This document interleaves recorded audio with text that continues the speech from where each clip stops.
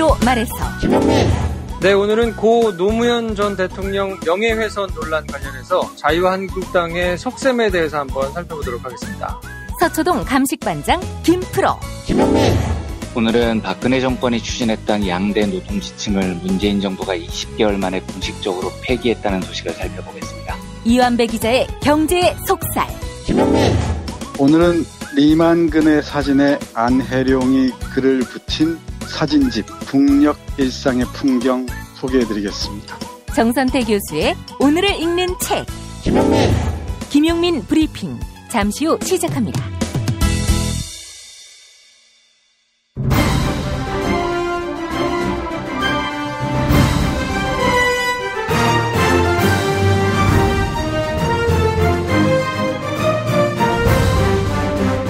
김용민 브리핑.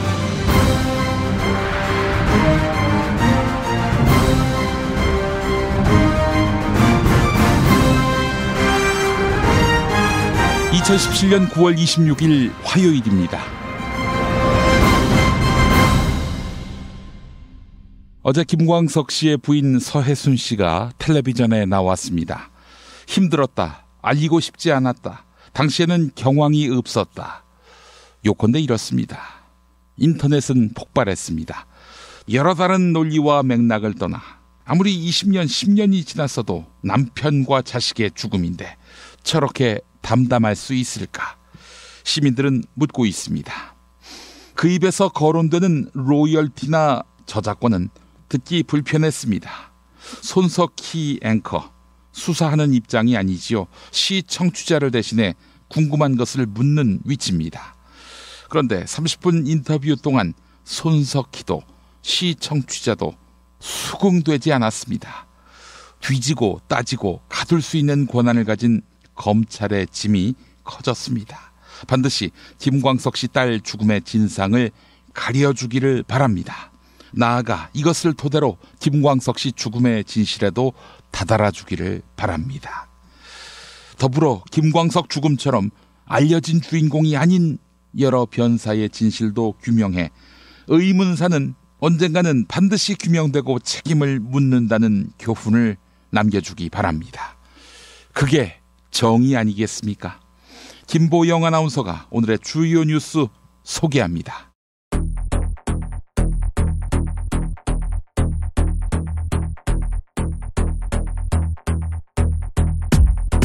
원세훈 전 국가정보원장이 오늘 피의자 신분으로 검찰 소환 조사를 받습니다. 원세훈 전 국정원장은 재직 시절 민간인 댓글 부대인 사이버 외곽팀에 예산 70억 원을 부당하게 집행했다. 이런 혐의를 받고 있습니다. 여기에 더해 박원순 서울시장을 공격하고 방송장악과 연예인 퇴출을 시도했다. 이런 의혹도 받고 있는데요. 검찰은 국정원의 탈법 행위를 이명박 전 대통령에게 보고했는지를 원세훈 전 국정원장에게 추궁할 방침입니다. 고용노동부가 이른바 쉬운 회고 그리고 취업규칙 변경 요건 완화를 골자로 한 양대 지침을 폐기하겠다라고 공식 선언했습니다. 고용노동부 김영주 장관의 발표 들어보시죠. 정부의 성급한 지침 발표로 한국노총 노사장의회 불참과 노정 갈등을 초래했습니다. 박근혜 정부의 핵심 노동정책이 1년 8개월 만에 사라지게 된 것인데요. 이에 따라 고용노동부는 양대 노총인 한국노총과 민주노총의 노사정위원회 복귀를 기대하고 있습니다. 하지만 노동계는 이번 조치를 당연한 조치로 여기며 노사정위원회 복귀하는 선을 그었습니다. 또한 재계업계는 노동시장의 경직성을 완화하는 노동개혁은 물 건너갔다라고 평가했습니다. 고 노무현 전 대통령의 장남 건호 씨와 부인 권양숙 여사가 자유한국당 정진석 의원을 검찰에 고소했습니다. 고소 사유는 명예훼손과 사자 명예훼손 혐의인데요. 정진석 의원은 SNS에 부부싸움을 벌인 뒤 부인 권양숙 여사가 가출하자 노무현 전 대통령이 스스로 목숨을 끊었다. 이런 내용의 게시물을 올려 논란을 일으켰습니다. 고소장을 제출한 건호 씨는 정치적 필요에 따라 고인을 욕보이는 일이 반복되고 있다. 뇌물 사건에 대한 재수사 요구도 비열한 정치 공세다. 이렇게 지적했습니다. 검찰이 가수 고 김광석 씨의 딸 서연 씨 사망 사건을 재수사합니다. 이에 따라 유기치사 혐의로 고발된 김광석 씨의 부인 서혜순 씨를 조만간 소환 조사할 방침인데요. 이철성 경찰청장은 서혜순 씨를 출국 금지 조치했고 출석 일정을 조율하겠다. 이렇게 밝혔습니다. 다만 김광석 씨의 사망에 대한 재수사는 공소시효가 지나 수사에 실익이 없다라고 말했습니다.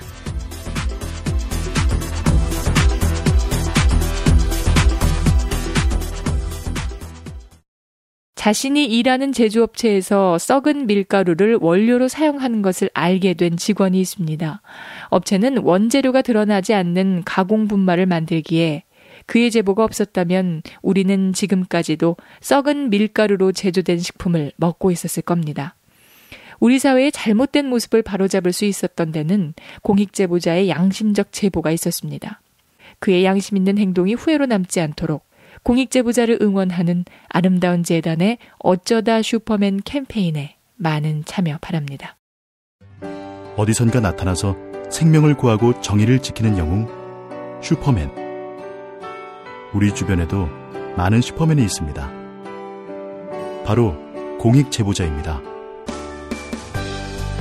어쩌다 슈퍼맨이 되어야만 했던 그들에게 세상은 따뜻하지 않았습니다. 수많은 생명을 살린 2명의 간호조무사는 권고사직을 당했고 장애인의 인권을 위해 싸운 선생님은 결국 사직했습니다.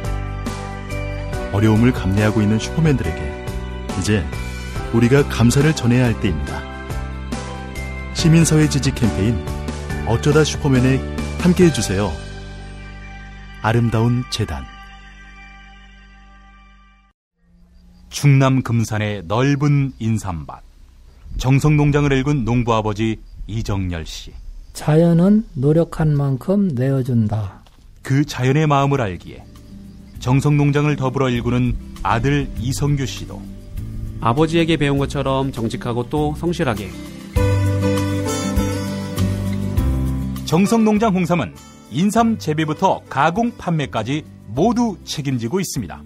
그래서 대한민국 1등 품질을 자부합니다. 검색창에 정성농장 홍삼을 검색해주세요. 정성농장 홍삼. 전화문의는 010-9754-6972. 아, 이놈의 뱃살. 맞는 옷이 없네. 애 돌보랴 일하랴 살 뺄 시간이 없네. 다시 날씬해지고 싶어! 다이어트 전문 쇼핑몰 비타샵에서 개발한 국내산 동결건조 생식과 통곡물에 3가지 단백질과 비타민, 미네랄을 더해 만든 다이어트 전용 그린 스무디를 추천합니다.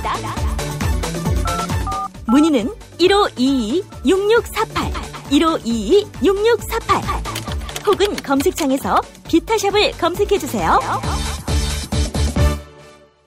쇼인 침대 추석 명절 할인 이벤트 지금 바로 확인하세요. 침대가 고민을 들어준다고? 편안한 저자리의 친구 쇼한 침대. 그렇게 편안하니? 업계 최초 2주 체험 정책으로 유명한 쇼앤 침대. 더 편한 천연 통가죽 면피 소파도 출시하였습니다. 전시 체험장으로 오세요. 더 많은 혜택이 기다립니다. 어디에 있다고? 딴지마켓에 있네. 검색창에 쇼의 침대. 서초동 감식반장 김프로.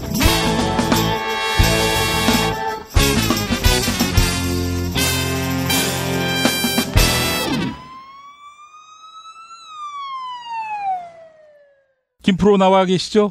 네, 안녕하세요. 김프로입니다. 예. 자, 자유한국당 정진석 의원에 대해서 노무현 전 대통령의 아들 노건노 씨를 비롯한 유족들이 고소했습니다. 결국에는 사법적 판단의 영역으로 넘어왔는데 어제 우리 김프로가 상당한 형량이 예상된다. 유죄는 말할 것도 없고 이렇게 진단했어요. 정상적으로 조사가 된다 그러면 그렇게 나올 가능성이 높고요. 예. 이제 저희가 녹음을 하는 시점은 일요일 저녁이었으니까 녹음을 해서 방송이 된 시점에 어제 자유한국당에서 이제 최고위원회가 있었어요. 그래서 홍준표 대표가 여러 얘기들을 좀 쏟아놨거든요. 그러니까 노 전 대통령 사망 문제를 두고 정진석 의원이 한마디 한 거를 침소봉대했다. 본질은 외면하고 격까지만 두고 논쟁을 벌이고 있다. 그러면서 뒤에 얘기를 한 게 자꾸 민주당이 이 문제를 키우면 640만 달러 뇌물 사건을 재수사해야 될 수 있다. 이러면서 이제 얘기를 좀 키우고 나왔거든요.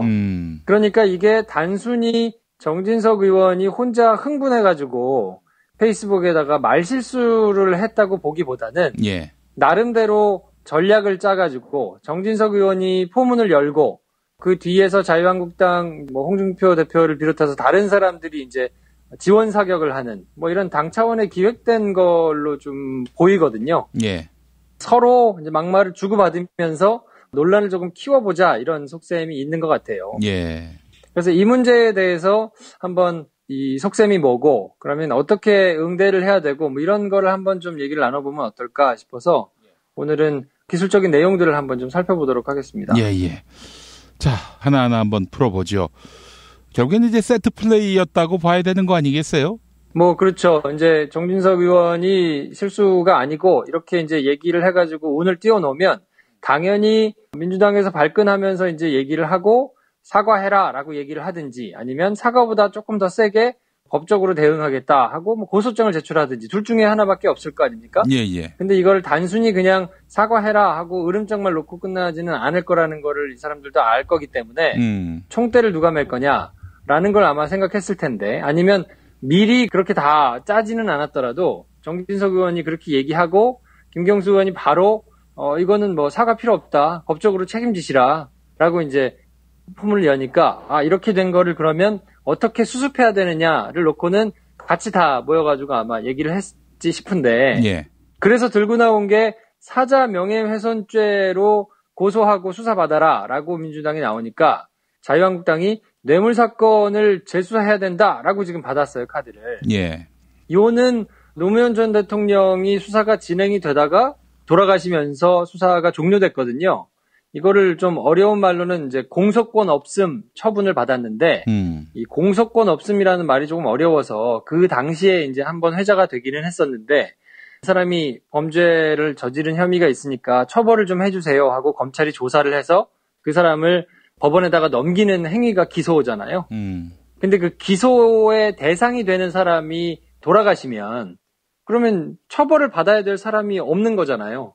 그런 경우에는 공소를 제기한다는 게 어려운 말로 이제 기소한다는 얘기인 건데 그 공소를 제기할 수 있는 권한이 없기 때문에 공소권 없음 처분을 하는 거예요. 이거는 그러니까 수사를 쭉 해봤더니 이건 별로 죄가 없는 것 같은데요 하고 내리는 무혐의 처분하고는 조금 성격이 다른 겁니다.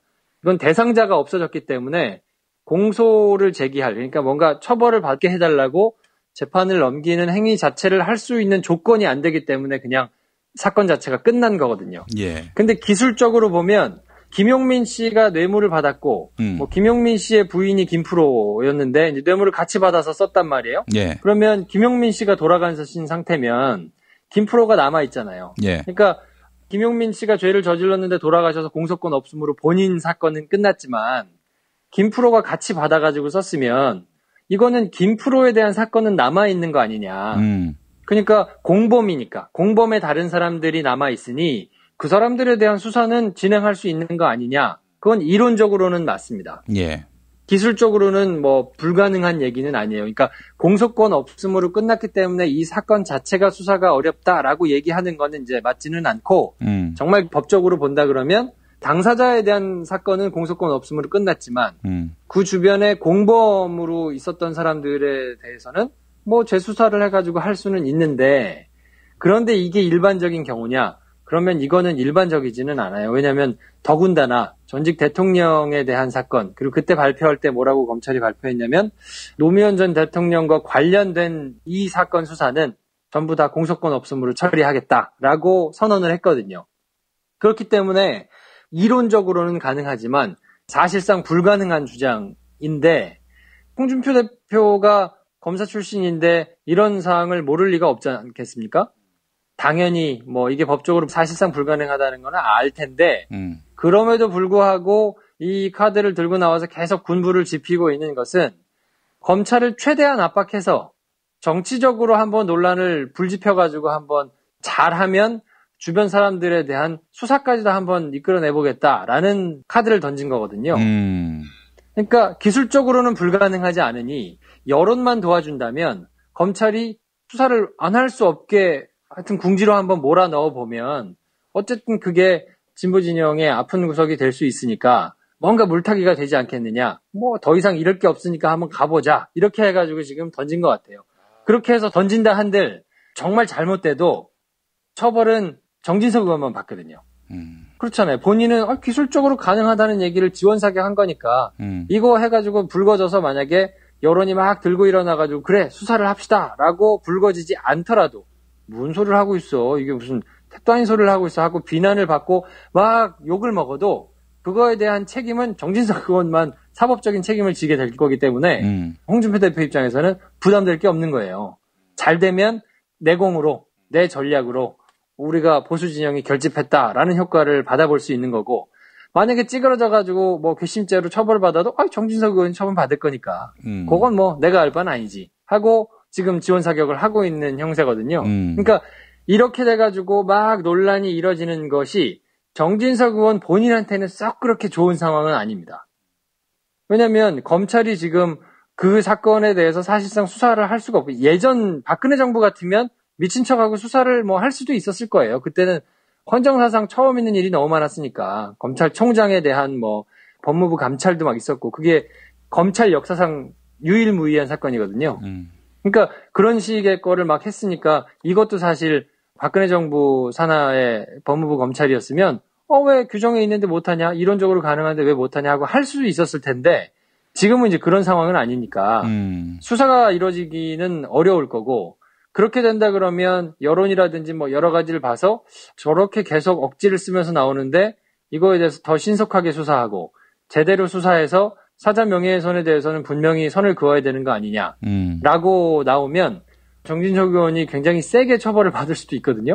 이게 본인한테는 조율됐거나 아니면 본인이 그렇게까지 원하지는 않았을 수도 있어요. 지금 본인 내부적으로는 굉장히 좀 곤혹스러울 수 있을 거예요. 요 정도만 하고 그냥 끝나서 적당한 선에서 나중에 고소한 것도 좀 취하하고 이렇게 좀 스무스하게 넘어가면 좋겠다라고 본인이 생각할 텐데 자유한국당이 저렇게 지원 사격을 하면서 이제 막 나오면 이거는 홍준표 대표의 이익에는 굉장히 부합하는 일일 수 있으나 정진석 의원한테는 굉장히 좀 불리한 일이라서 이게 자유한국당 나머지 의원과 홍준표 의원들은 신나서 지금 계속 아마 군부를 지피면서 막 불을 키우려고 할 거거든요. 예. 정진석 의원은 이러나 저러나 굉장히 곤란한 상황에 처한 게 아닌가 싶은 생각이 듭니다. 그 인간이 처음에 그 얘기할 때는 충동적으로 발언한 것이다 이렇게 보시는 거예요?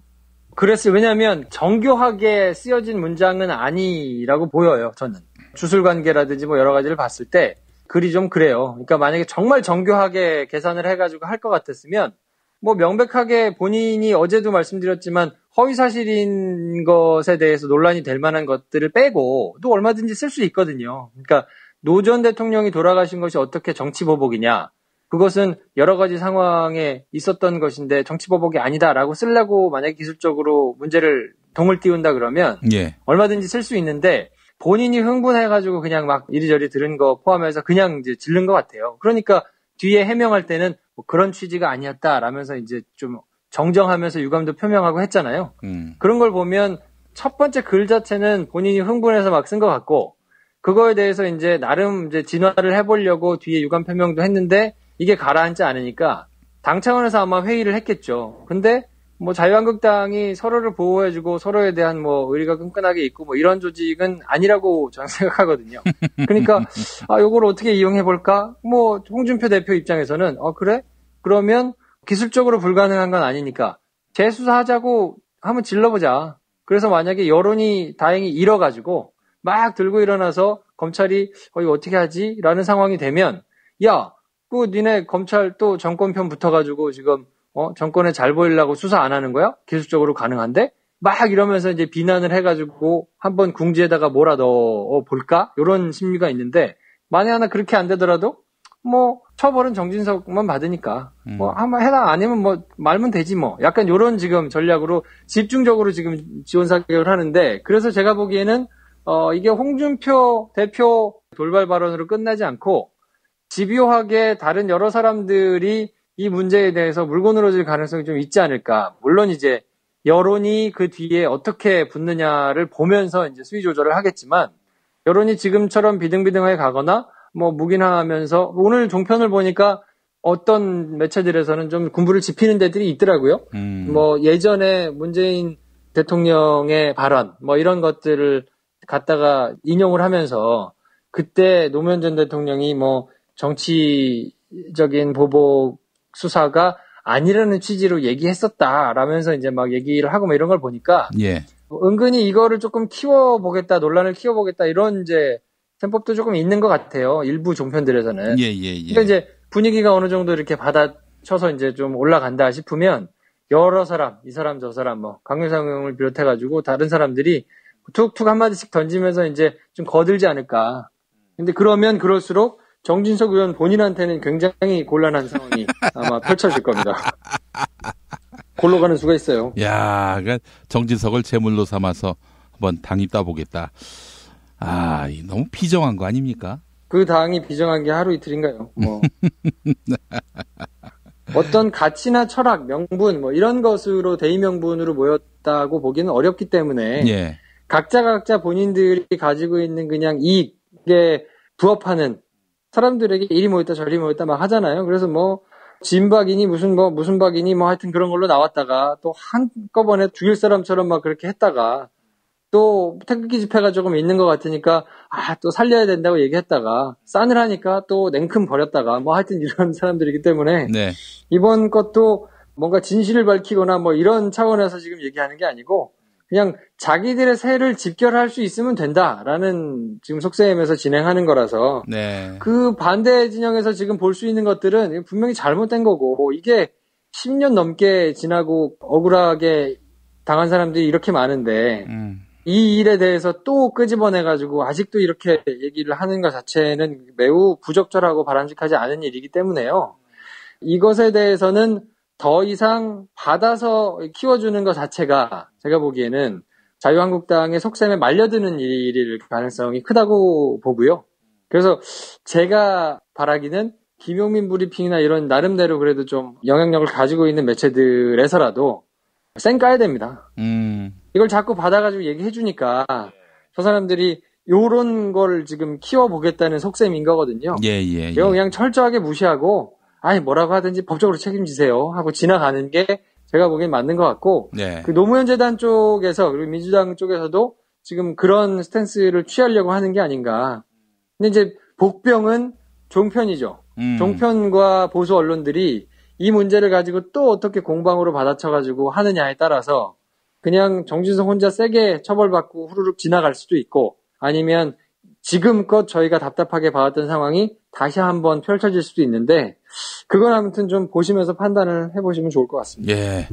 그러니까 이 사건을 윤석열 서울중앙지검장 그리고 김명수 대법원장에게 맡기고 우리는 관심을 끊는 게 제일 좋다. 대꾸해주면 안 돼요. 자꾸 대꾸해주니까 자기가 정말 잘나가지고 막 그런 줄 아는데 이렇게 대꾸해주는 것 자체가 그 사람들을 키워주는 거라서 예. 대꾸해주면 안 됩니다.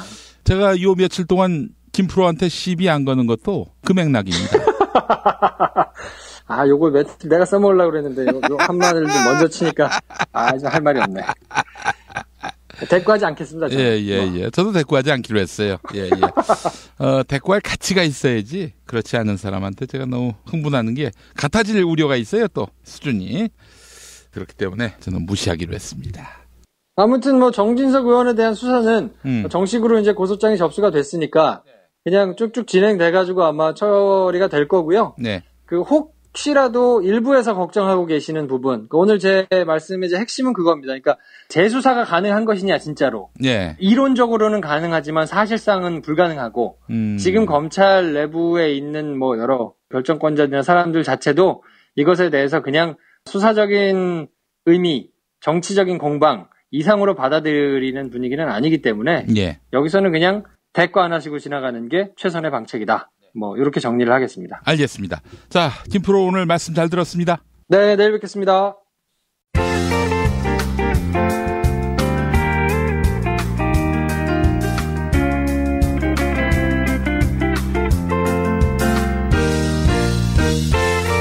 여러분 안녕하십니까? 지금부터 전국 16개 시도교육청과 무관한 2017학년도 뉴스 듣기 능력 평가를 시작하겠습니다. 수험생 여러분께서는 팟캐스트의 음량을 알맞게 조절하여 주시기 바랍니다. 모든 문제는 한 번씩만 들려드리니 잘 듣고 지시에 따라 물음에 답하시기 바랍니다. 이제 시작하겠습니다. 박씨, 최순실이 석방됐나? 순실이가? 그럴 리가. 나는 종범이고 걔는 주범인데 나는 안 풀려나고 걔는 풀려났다고? 말이 되는 소리를 해야지. 네가 대통령이고 걔는 민간인인데. 씨발 왜 때려? 뭐? 니라고? 야, 내가 네 친구야? 알았어. 네가 아니라 당신이 대통령인데 국정농단 사태의 책임을 누구한테 묻나? 그나저나 최순실이 아직도 감옥에 있냐고 물었는데. 그건 왜 물어? 너 순실이한테 꽂혔니? 무슨 소리를 하는 거야? 어제 얼핏 JTBC를 보는데 손석희하고 대담을 하더라고. 순실이가. 아니, 손석희 그 진짜 나쁜 사람하고? 그 횡설수설하는 걸 보니까 당신인가? 그런 생각도 했지. 허리. 허리. 아니 박씨, 맞은 건 난데 왜 당신이 통증을 호소하지? 씨발, 허리가 뒤틀린 것 같아.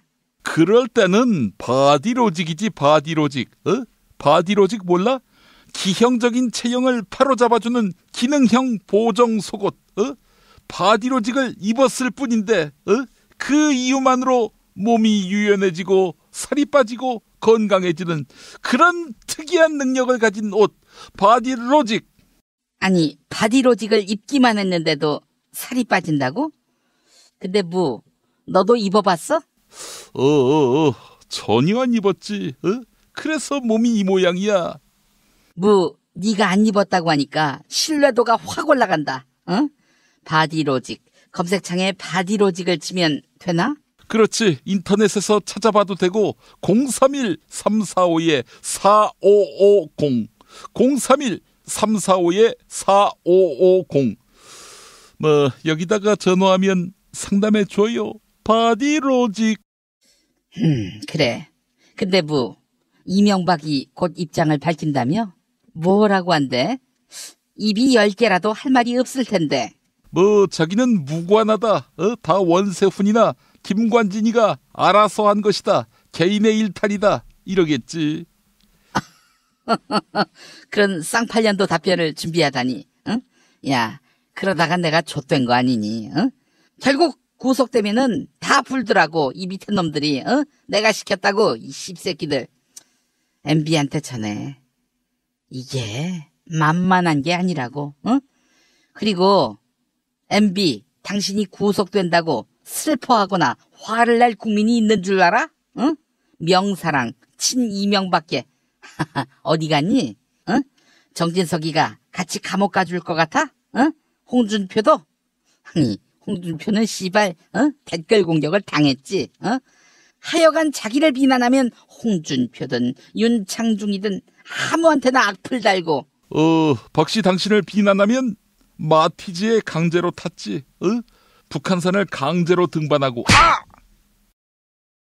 문제나네 이 씹새끼야. 문제드립니다. 변희재가 대표자인 어떤 언론사를 도우라. 국정원이 기업들한테 이랬다고 하는군. 변희재 소유의 이 신문 이름이 뭔지 아나? 알지.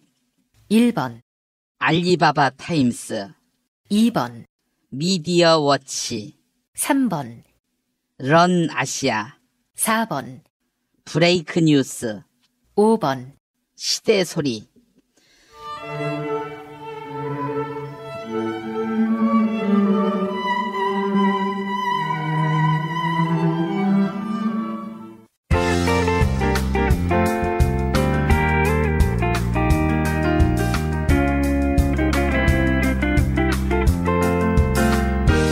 수고하셨습니다. 이상으로 전국 16개 시도교육청과 무관한 2017학년도 뉴스 듣기 능력평가를 모두 마치겠습니다. 수험생 여러분은 이메일 주소와 정답, 사연을 적어 팟빵 게시판에 올려주시기 바랍니다. 당첨자는 2부 마지막 순서에서 발표하겠습니다. 뉴스 듣기 능력평가를 마칩니다. 김용민 브리핑 뉴스 듣기 능력평가 정답 맞히신 분들 소개합니다. 어제 문제는 보기 가운데 탤런트 유인촌 씨의 드라마 배역이 아닌 걸 고르는 거였죠. 정답은 임꺽정입니다. 당첨자 두 분에게는 도서출판 이김에서 협찬하는 김용민 PD의 보수를 지켜라 사인이 담긴 책을 보내드립니다. 다른 당첨자에게는 술친굼 한 박스 선물해드립니다. 금요일 정답자 가운데 한 분에게는 남도 먹거리에서 협찬하는 식품꾸러미 상품 보내드립니다. 인터넷 주소창에 남도먹거리.kr을 입력해주세요. 금요일 정답자 가운데 다른 한 분에게는 골반 보정 속옷 리포머 팬츠를 보내드립니다. 금요일 정답자 가운데 다른 한 분에게는 머문빌리지 이용권 격주로 보내드립니다. 애청자 여러분의 성원에 힘입어 일요일과 평일 가격을 대폭 낮춘 머문빌리지 할인 행사를 진행한다고 합니다. 포털 사이트에서 머문빌리지를 검색해주세요. 정답자 순덕어멈님, 땀 흘려 일하는 사람이 존중받는 세상을 아이들에게 물려줘야 합니다. 이제 행동할 때입니다. 키스님, MB 블랙리스트의 실체가 구체적으로 드러났습니다. MB가 노무현 전 대통령님을 탄압한 정황도 곧 구체적 증거를 통해 입증될 것입니다. 문통방통 끝말잇기 당첨자께는 별을 따다 구운 과자 롤카스테라 드립니다. 주문전화 033-646-2668, 인터넷 주문 bakingfarmer.co.kr입니다. 어제 문통방통 끝말잇기 시작 글자 담합의 합이었는데요. 당첨자 광주 5월의 노래님, 끝말잇기는 합작, 새누리당의 합작에 속지 맙시다. 김용민 브리핑 뉴스 듣기 능력평가, 오늘도 많은 참여 바랍니다. 요즘 하늘색이 참 예쁘죠? 우리가 힘을 모아 바른 소리를 외치니 하늘도 예뻐집니다. 이렇게 맑은 가을, 몸을 위한 좋은 습관 새싹당 콩차 한 잔 어떠세요? 추석 선물에도 부담 없는 새싹당 콩차 티백 2+1은 계속됩니다. 이제 인터넷에서 전창걸의 새싹당 콩차를 검색하세요. 전화 구매는 070-8635-1288 1288. 내 몸의 적폐청산 새싹당 콩차. 반지 벤지 반지 벤지 벤지 벤지 벤지 빠빤지 빠빤지 반지 벤지 반지 벤지 반지 벤지. 오빠 나랑 무슨 게임 할 거예요? 벤지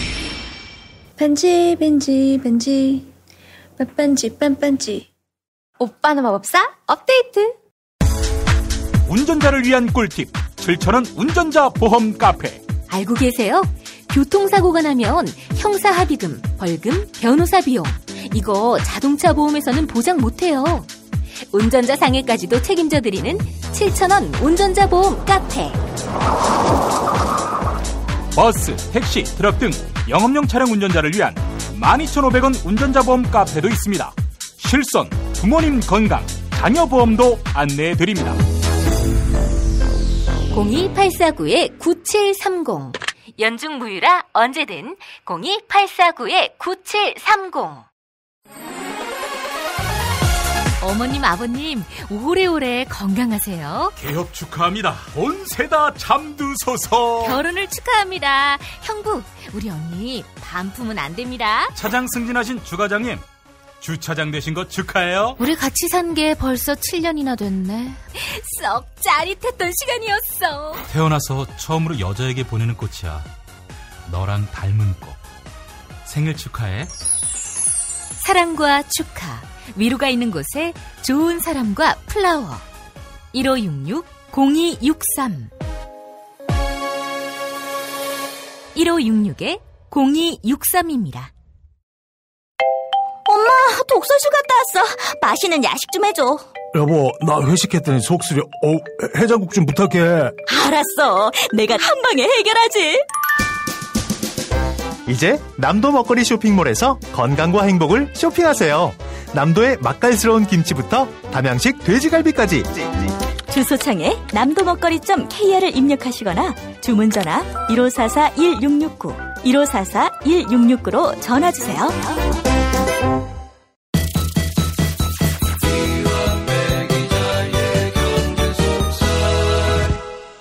민중의 소리 이완배 기자 만나겠습니다. 이완배 기자님. 네, 안녕하십니까. 예.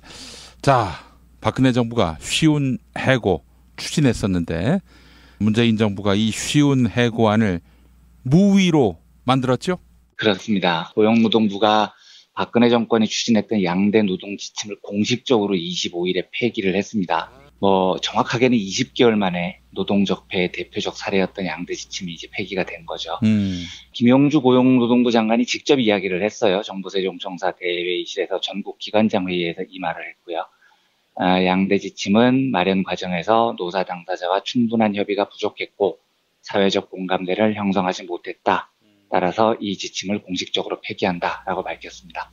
이 양대 지침이라는 게 기억이 조금 가물가물하실 수도 있을 것 같은데 내용이 공정인사 지침 그리고 취업규칙 해석 및 운영에 관한 지침 이렇게 돼 있어요. 예. 그리고 이걸 작년 1월에 박근혜 정부가 발표를 한 겁니다. 제가 뒤에 상세히 말씀을 드리겠지만 이 양대 지침 때문에 노사정위원회가 사실상 거의 문을 닫아버렸습니다. 한국노총은 뛰쳐나가 버렸고요.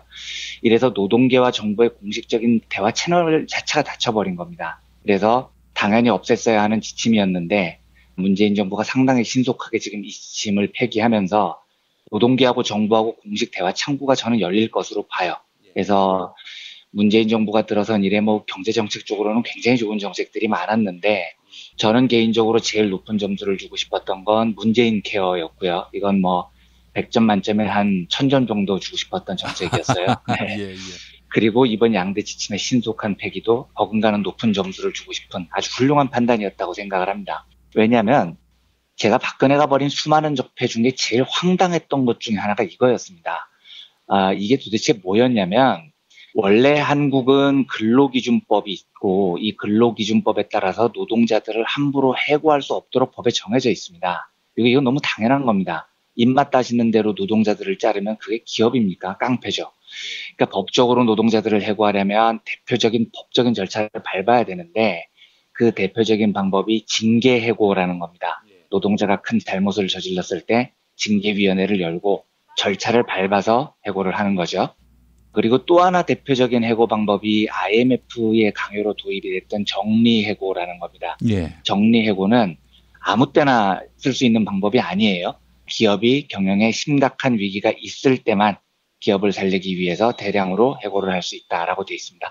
그런데 자본에 너무 철저하게 중속이 됐던 박근혜 정부 같은 경우는 이명박 정부도 마찬가지지만 이런 해고 절차가 너무 기업을 힘들게 한다라고 생각을 했던 거예요. 예. 그래서 어떻게든 노동자들을 쉽게 해고하려고 발악을 했습니다. 저는 개인적으로 이 쉬운 해고 도입에 관해서 정경련이나 재벌들 그리고 박근혜와 최순실이 돈을 주고받은 것이 분명히 영향을 미쳤을 거라고 거의 확신을 합니다. 왜냐하면 상식적으로 봐도 너무 무리한 방식으로 박근혜가 이걸 몰아붙였기 때문입니다.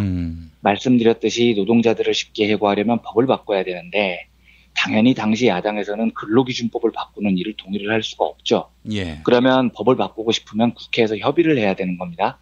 그런데 박근혜가 어떤 반칙을 쓰느냐. 법? 그냥 냅둬.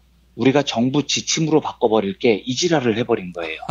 예, 그러니까 징계해고나 정리해고 외에 함부로 노동자들을 자를 수 없다는 엄연한 상위법, 근로기준법이 있는데 법치국가에서 그냥 정부가 지침을 내려서 바꿔버립니다. 그리고 정부 지침이니까 따라라 이런 명령을 내리죠.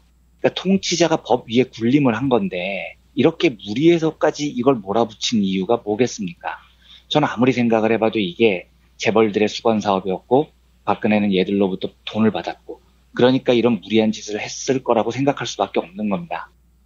제가 이 당시를 기억하면서 진짜 처참한 기억들이 많이 떠오릅니다. 쉬운 해고 도입을 위해서 정권이 투트랙 전략을 썼는데요.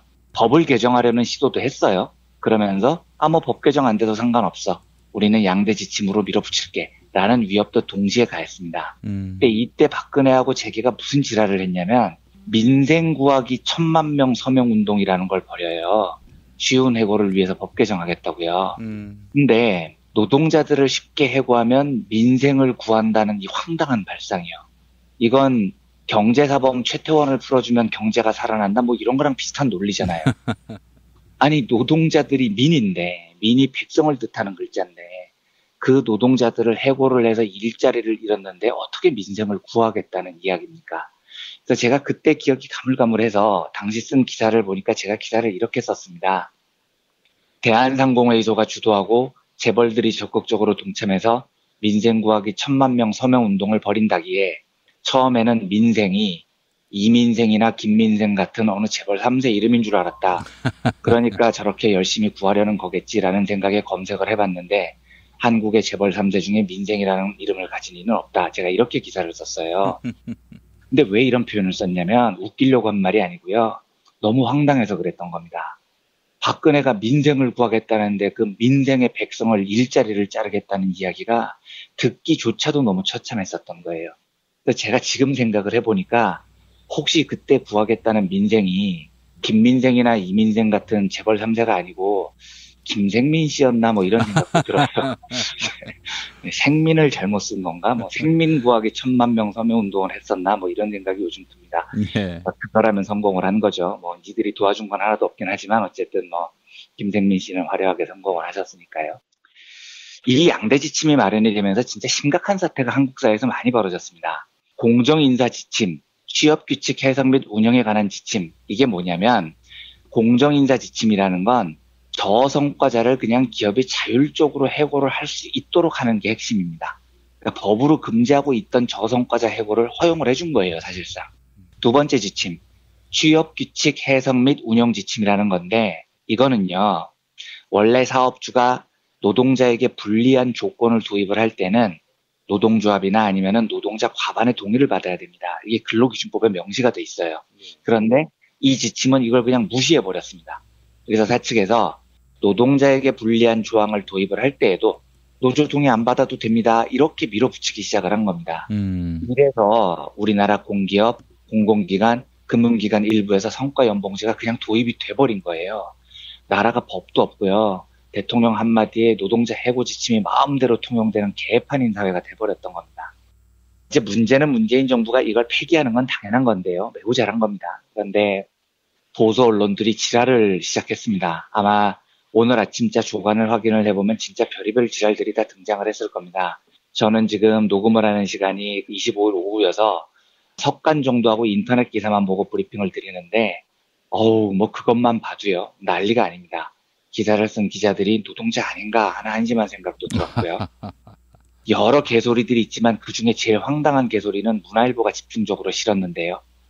사면 초과 한국 기업이라는 대문을 받고 기사를 줄줄이 쏟아냅니다. 그런데 이런 대목이 하나 있어요. 파견법 관련 기사인데요. 고용부의 정책 방향이 지난해 파견법 개정 추진 당시와 크게 달라 현장 혼란을 부추기고 있다는 지적이 나온다. 이렇게 지적을 해요. 이게 무슨 소리냐면 올해 고용부의 정책 방향이 지난해 고용부하고 다르다는 거죠. 그래서 현장에서 혼란스럽다는 거예요. 그걸 지금 비판하고 있는 겁니다. 그래서 제가 정권이 바뀌었는데 올해 고용부 정책 방향이 지난해 이기권 따위가 이끌던 고용부 정책 방향하고 같으면 그게 더 이상한 거죠. 다른 게 당연한 거잖아요. 이게 왜 혼란스럽냐고요. 그러니까 문화일보는 설마 문재인 정부가 들어서서 우리는 박근혜 정부의 숭고한 뜻을 받들어서 파견법 개정하고 시운해고를 밀어붙이겠습니다. 뭐 이럴 줄 알았다는 거예요. 그거 바꾸라고 시민들이 촛불 들었고 그거 바꾸라고 정권 교체를 한 겁니다. 그러면 바뀌는 게 당연한 거죠. 독재 정권에서 민주정부로 정권이 바뀌었는데요. 작년이랑 고용노동부 정책이 같으면 이상한 겁니다. 그런데 작년하고 달라서 현장 혼란을 부추긴다. 이런 생각은 어떤 대가리를 달고 있어야 이런 해석이 가능한 겁니다. 또 하나 제가 이거 보고 진짜 헛웃음이 나왔습니다. 이 문화일보 기사인데요.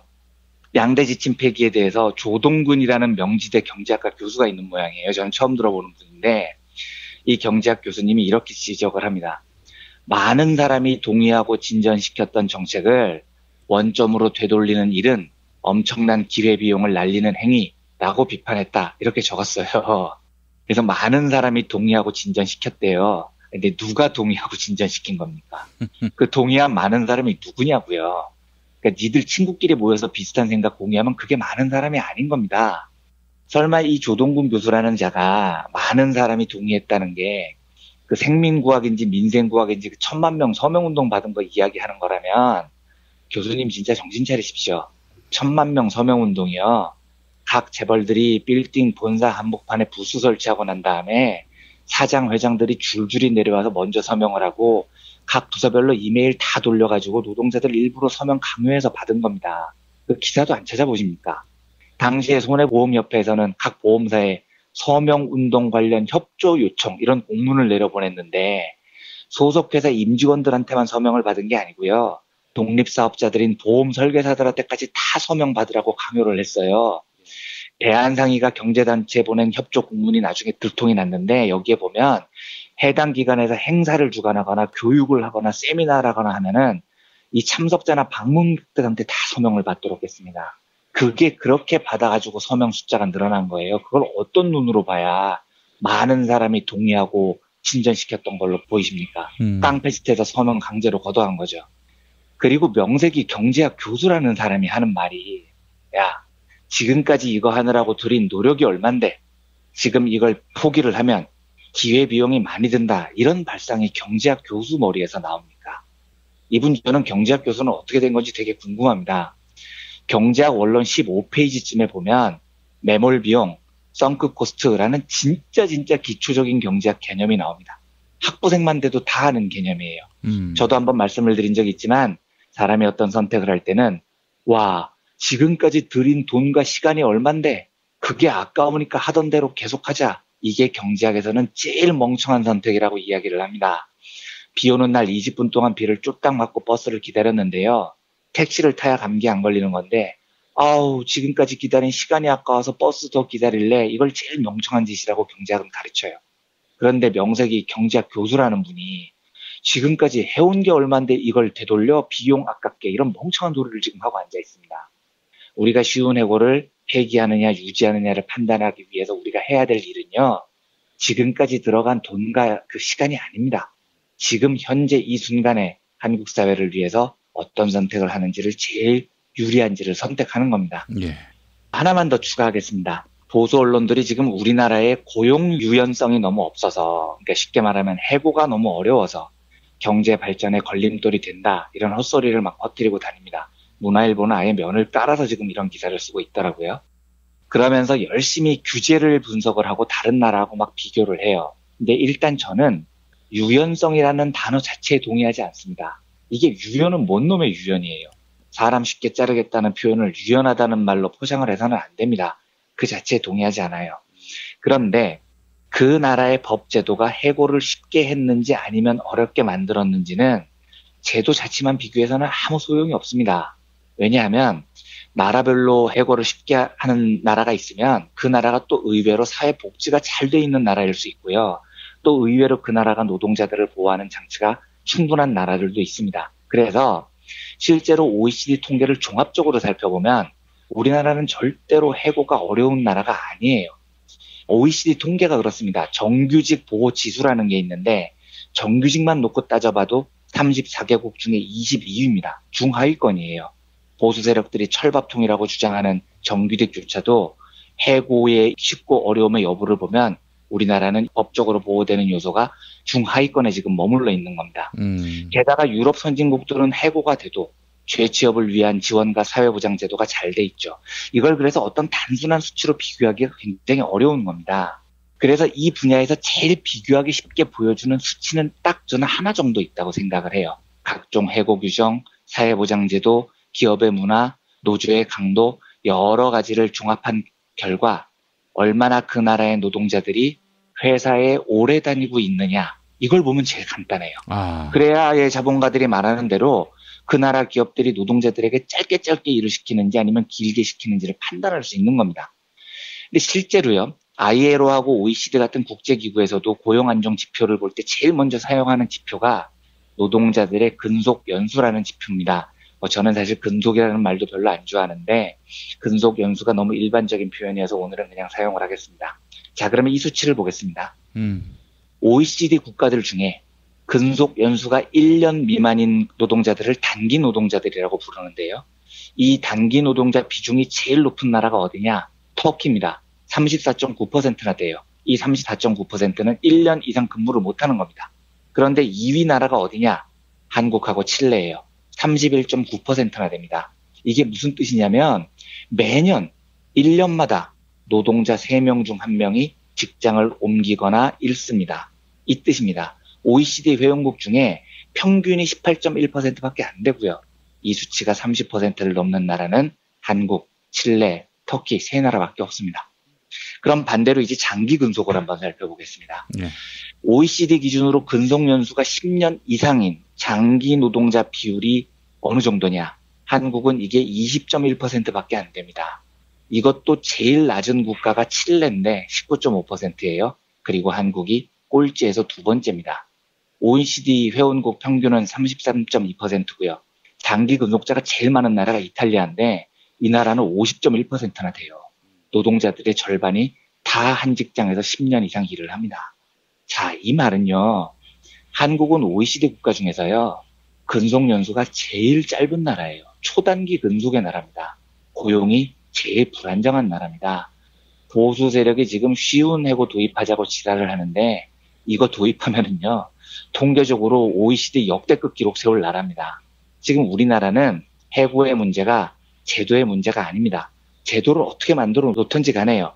자본은 갖은 무역적인 방식을 다 동원을 해서 마음에 안 드는 노동자들을 지금까지 잘라왔어요. 예. 그리고 그 결과 우리나라는 단기 노동자 비율이 가장 높은 나라고 장기 근속자 비율이 가장 낮은 나라가 돼버린 겁니다. 근로기준법까지 무시하면서 쉬운 해고를 양대지침이라는 방식으로 도입했던 박근혜 정부의 폐악질을 문재인 정부가 신속하게 수정한 것에 대해서 개인적으로 저는 한 좋아요를 한 100만 개쯤 드리고 싶습니다. 예. 이제 이렇게 되면 노사정 대화의 장이 비로소 열립니다. 앞으로 많은 일들을 정부와 노동계가 좀 허심탄회하게 이야기를 해나갔으면 좋겠습니다. 그리고 제가 오늘 브리핑과는 좀 상관이 없이 한 가지 좀 따로 말씀해 드릴 게 있는데 말씀을 하나 더 드리고 지나가도 괜찮을까요? 그럼요. 예. 제가 그 지난주에 울산과학대 노동자분들에게 연대의 뜻을 부탁을 드린 적이 있었죠. 예. 그런데 제가 이걸 어제 방송에서 말씀을 못 드린 이유가 토요일에요. 이쪽 분들이 통장을 확인해 봤는데 이분들이 이제 인터넷 뱅킹을 하고 하시는 분들이 아니세요. 아니셔서 일반 통장을 이렇게 찍어 보셔서 들어온 돈을 확인을 해 보셔야 되는데 예. ATM에서 통장을 찍어 봤더니 통장 한 통이 그냥 그대로 날아가 버린 겁니다. 너무 많이 찍혀 있어가지고. 그래서 이거를 월요일까지 이제 기다리셔서 월요일에 통장을 새로 확인을 하셨는데 진짜 기적 같은 일이 벌어졌습니다. 제가 이 이야기를 듣고 너무 눈물 나듯이 감사했습니다. 4천만 원이 넘는 돈이 지금 들어왔다고 해요. 네. 제가 다 울컥합니다. 네, 문자를 딱 받는 순간 그 노동자분이 과기대에도 기적이 일어났습니다 하고 문자를 보내주시는데 4,100만 원 정도 지금까지 들어와 있습니다. 제가 이걸 보고 저도 정말 눈물이 울컥했습니다. 그 통장 번호에 이렇게 사진을 한 장 보내셨는데 보내시는 분 성함이 힘내세요. 연대합니다. 함께 투쟁합시다. 지금까지 몰라서 미안합니다. 이런 문구들이 쭉 그 통장에 적혀 있습니다. 네. 근데 제가 그걸 제대로 다 읽는데 정말 울컥했습니다. 그래서 제가 이걸 이렇게 보고 낙관주의자가 되지 않을 수가 없는 겁니다. 이렇게 시민사회는 연대를 잊지 않고 있고 이렇게 저는 사회가 더 나은 사회로 발전할 거라고 믿을 수밖에 없어요. 이렇게 많은 시민분들이 동참해 주시는 것을 보고요. 1200일 동안 투쟁을 지속하시면서 연대의 손길이 끊어졌다고 절망하셨던 그분들에게 저희 김용민 브리핑 청취자분들이 정말로 큰 희망을 주셨습니다. 그 희망이요. 그분들이 받아든 그 4천만 원이 넘는 돈뿐만 아니고 여러분들이 보내주셨던 그 희망의 메시지들과 연대의 마음들이 그분들이 더 지치지 않고 정몽준에 맞서서 싸울 수 있는 큰 동력이 될 겁니다.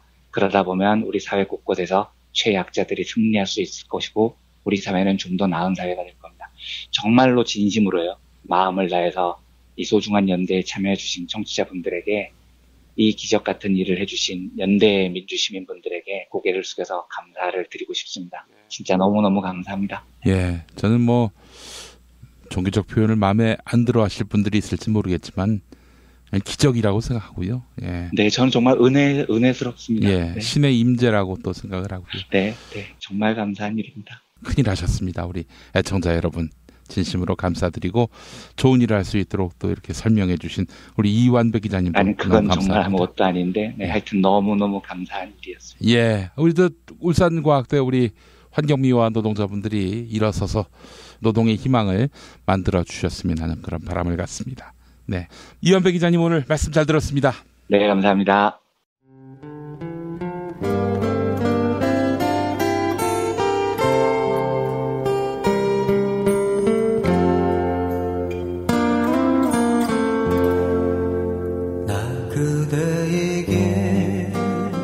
뜨거운 여름이 가고 어느새 찬바람이 옆구리를 스치면 왠지 뜸해졌던 그리운 친구 생각나시죠? 몇 년 만에 만나도 바로 어제 본 것 같은, 말 안 해도 내 마음 누구보다 잘 알아주던 속 깊고 다정한 친구 다 있잖아요. 마치 민중의 소리 같은? 이렇게 마음 맞는 친구랑 뜨거운 국물에 소주 한 잔이면 같이 할까요? 당신의 든든한 절친 민중의 소리가 오늘도 당신을 응원합니다.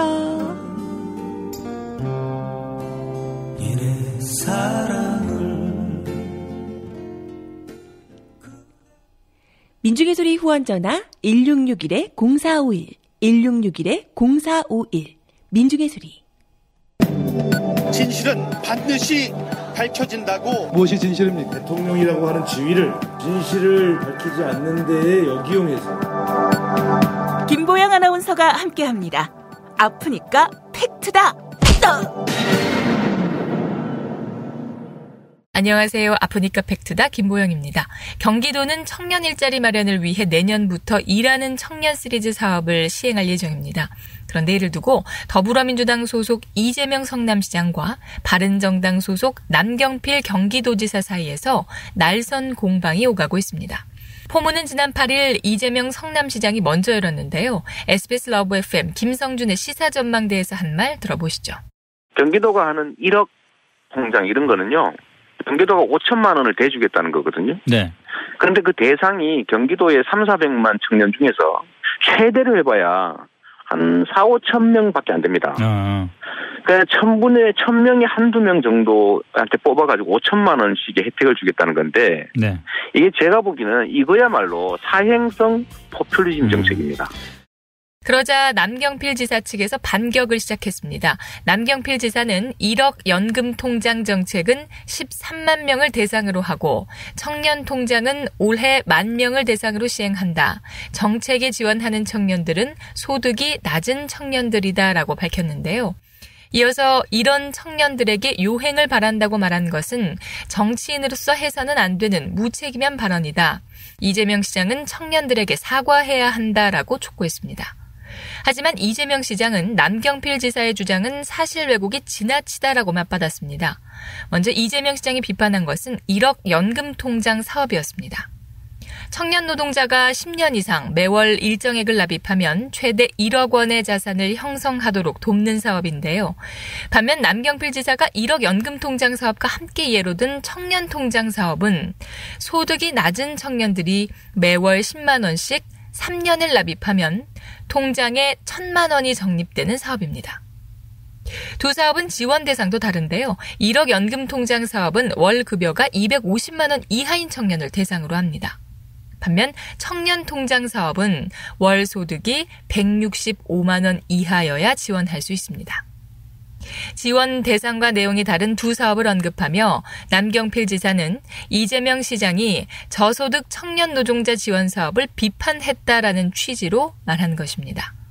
이에 이재명 시장은 남경필 지사님은 자기 정책도 파악하지 못하고 제 발언을 왜곡했다라며 목소리를 높였습니다. 지금까지 아프니까 팩트다였습니다. 한글도 남보다 빨리 깨치고 참 똑똑했는데 갈수록 실력이 뒤처지는 것 같아 걱정이에요. 혹시 초등학교 교과서 본 적 있어요? 어려운 어휘가 너무 많아요. 학교에서는 어휘 개념을 하나하나 설명해줄 시간이 정말 부족하잖아요. 그럼 어떡하죠? 내 아이의 어휘만큼은 내가 책임져야죠. 어휘 공부의 정성. 초등어휘 3,000, 초등어휘 5,000. 검색창에 초등어휘 3,000을 쳐보세요. 야, 너 홍어 판다 그랬지? 팔지. 근데 홍어가 진짜 그렇게 몸에 좋아? 아니, 끝내준다니까. 우리 엄마 관절염인데? 홍어. 나 숙취는? 홍어. 마누라 다이어트는? 홍어. 큰이모 변비? 홍어. 작은 형 소화불량은? 홍어. 여동생 피부? 홍어. 큰 누나 주름? 홍어. 명절 때 선물은? 홍어라니까. 근데 비싸지? 열나 싸고 열나 맛있는 홍어가 있다니까. 어디? 알싸한 홍어. 1599-6456.com 혹은 1599-6456 전화 주문도 가능합니다. 골반 잡자 바로 잡자 바디로직, 허리 통증 바로 잡자 바디로직, 몸매 교정 바로 잡자 바디로직. 자세가 좋아지는 골반 교정 타이즈 바디로직. 검색창에 골반 교정 바디로직. 삐딱한 남성 골반 허리에도 역시 바디로직입니다. 바디로직의 효과를 못 느끼셨다면 100% 환불해드립니다. 자세한 환불 조건은 홈페이지를 참조하세요. 스페이드 퀴즈입니다. 돌잔치, 채순잔치, 가게 홍보, 체육대회, 창사기념일. 정답! 기념품! 문제를 끝까지 들으셔야죠. 이럴 때 사용하는 판촉물이나 기념품, 답례품, 단체 선물 등을 취급하는 전문업체로서 국민을 위해 제대로 일하는 언론과 정당에 후원을 하는 판촉물 전문업체는 어디일까요? 정답! 네피알! 네? 어디라고요? 네피알! 네, 정답입니다. 판촉물이나 단체 선물이 필요할 때 이왕이면 우리 편 회사 네피알을 찾아주세요. 인터넷 검색창에 네피알을 치시거나 032-519-4800으로 전화주시면 친절하게 상담해드립니다. 그런데 상품은 뭔가요? 네피알에 가서 고르세요. 3만 가지가 넘는 물품이 있어요. 아빠가 달라졌다. 술 냄새를 풍기며 집으로 들어오면 자는 날 깨워 했던 말을 또 하던 아빠. 이제는 더 이상 날 귀찮게 하지 않는다. 아빠가 달라졌다. 자는 날 깨워 막무가내로 뽀뽀하며 볼을 비비던 아빠. 그걸 참을 수 있었던 건 그러고서 주는 용돈 때문이었는데 더 이상 날 귀찮게 하지도 용돈을 주지도 않는다. 아빠, 대체 뭘 먹은 거야? 몸, 마음, 지갑까지 날 지켜주는 술친구. 살아서 집까지 술친굼. 재구미율과 후기가 좋은 술친굼을 지금 네이버에서 검색하세요. 안녕하세요. 애청자 여러분, 비타샵 대표 오은석입니다. 이제 곧 추석 연휴입니다. 최장 열흘간의 연휴가 이어질 텐데요. 안전하고 뜻깊은 시간 보내시기 바랍니다. 추석이 껴있는 열흘간의 연휴는 자칫 살이 포동포동 찌기가 딱 좋은 시간입니다. 추석 연휴를 앞두고 비타샵에서는 다양한 행사를 준비하고 있습니다. 첫째로 인기장인 홀그레인 스무디 다이어트 할인 행사를 합니다. 고소하고 건강해 많은 분들의 사랑을 받는 식사 대용 다이어트 스무디이죠. 하루 한두 끼만 바꿔 드시면 체중 조절이 되는 아주 심플한 제품입니다. 둘째로 빼빼오 다이어트 캡슐 할인 행사를 합니다. 이번 추석엔 가족 선물용으로 독특하게 다이어트 제품은 어떨까요? 식상한 선물용 말고 이번 추석은 가족의 건강한 다이어트를 위해 비타샵 빼빼오 다이어트를 추천합니다. 그리고 인기불가 가성비 짱 프리미엄 비타민 에센셜을 파격 할인 중입니다. 얼마 전에 새로 리뉴얼되어서 나온 제품인데요. 정말 좋은 비타민입니다. 과일과 건저염에서 추출한 비타민, 산화칼슘으로 만든 멀티비타민입니다. 좋은 성분들이 주성분으로 만들어진 제품이죠. 비타샵을 방문하셔서 꼭 비타민을 찾아보세요. 당장 바꿔야 되겠다 생각하실 겁니다. 긴 연휴 동안 비타샵과 함께 하시면 포동포동 살찔 일 없이 날씬하게 복귀하실 수 있을 겁니다. 건강한 연휴 보내시고요. 다이어트는 비타샵과 함께 하세요. 1522 6648 혹은 비타샵을 검색해 주세요.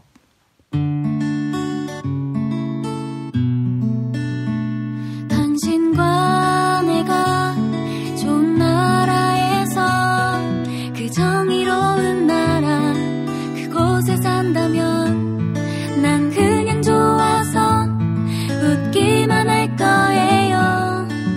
당신의 뉴스 보좌관 김용민 브리핑.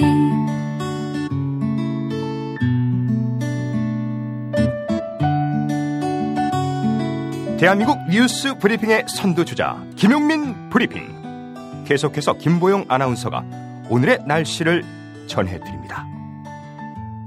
날씨를 전해드리겠습니다. 오늘도 낮 동안 늦더위가 이어지면서 일교차가 크게 나겠습니다. 아침에는 어제만큼 안개가 강하겠지만 전국의 대기질은 보통 수준을 나타내겠습니다. 한편 구름이 많이 끼며 차차 흐려지겠는데요. 제주도에는 낮부터 비가 내리겠습니다. 낮 기온은 서울 29도, 대전 28도, 대구 29도, 부산은 27도까지 오르겠습니다. 여기는 대한민국 브리핑 1번지 김용민 브리핑입니다.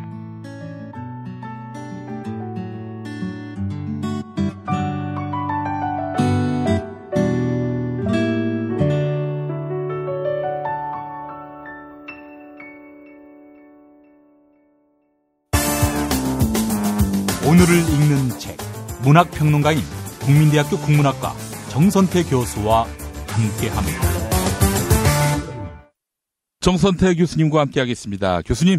네, 안녕하세요. 우리 교수님의 이 시간을 듣고 시를 재발견해서 시집을 처음 사봤다, 생애. 그런 분이 계셨어요. 진짜? 다행이네요. 교수님, 기왕 이야기 나온 김에 초보들을 위한 입문용 시 어떤 게 있는지 하나 좀 소개해 주시겠습니까? 시는 많이 읽는 것 말고는 다른 방법이 없습니다. 마음에 드는 시집들 한 권씩 골라서 여러 번 읽으시는 게 제일 좋고요. 그걸 자신의 삶의 풍경과 이렇게 맞대 놓고 상상하는 방법이 제일 좋은 것 같습니다. 알겠습니다. 열심히 읽는 것이 정도다라는 말씀 새겨 들으면서요. 예. 자, 교수님 오늘 어떤 책 소개해 주시겠습니까? 이번 주에 한 몇 번에 걸쳐서 북한 얘기 좀 해볼까 합니다.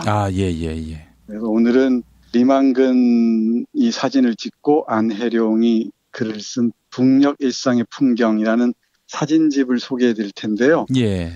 김용민 브리핑 오늘 읽는 책을 시작한 이후 사진집은 처음 소개해 드린 것 같습니다. 예. 한 장의 사진이 수십 페이지의 글보다 더 의미 있는 메시지를 전달할 때가 많잖아요. 특히 이 사진집이 그런 것 같습니다. 이 사진은 그 리만근 씨가 북한에 머물면서 찍은 사진을 한 200장 넘게 수록해 놨습니다. 예. 북녘의 풍경이 정말 아릿하게 와닿습니다. 사람 곳이 어디가 다르겠습니까마는 글쎄요, 우리 옆 동네여서 그런지 또 우리가 지나온 과거의 모습을 고스란히 간직하고 있어서 그런지 여러 가지 만감이 교차하네요.